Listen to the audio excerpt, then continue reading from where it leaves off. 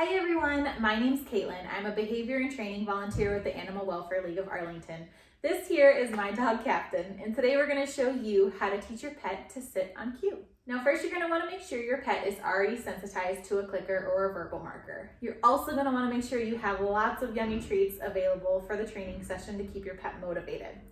Now Captain here has been working on his sit for quite some time. If your pet doesn't have as much experience with obedience training, that's okay. Just stay patient and take it slow. So first what we're gonna do is take a small treat in your hand. It's gonna end up being about 1 to 2 inches in front of your pet's nose. We're going to lure them back into a sit position. Now this sit position may just mean a shift in their body weight, or it may mean kind of a half sit where their rear end kind of hovers above the ground a little bit. Either one of those is okay because we're still teaching our pets and they're still learning. So you will wanna click and treat those.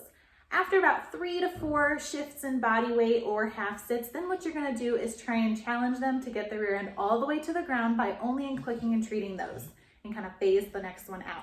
So here's the treat in my hand. It's gonna be right over Cap's nose, click and treat. Now again, his rear end went all the way to the ground. What you're looking for with your pet is just kind of a shift back like they're gonna sit down, or a half sit where the rear end is kind of hovering above the ground. Next, what we're gonna do is reduce the amount of movement our hand uses when we use the lure. That movement's gonna get shorter and shorter until it turns just into a hand signal.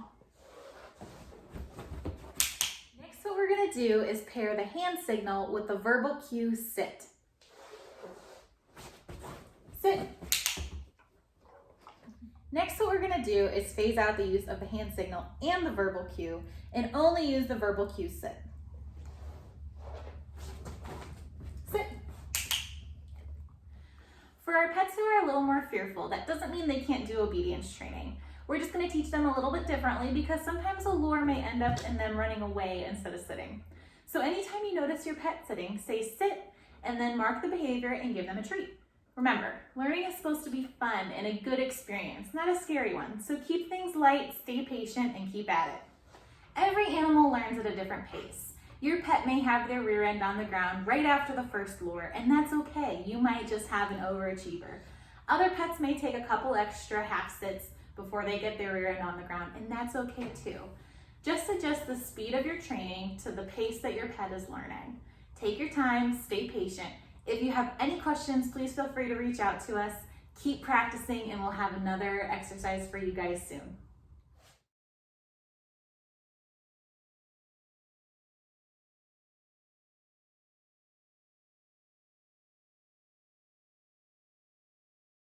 First, you're gonna wanna make sure that you have lots of yummy treats, as Cap can already smell in my hand, to keep them motivated.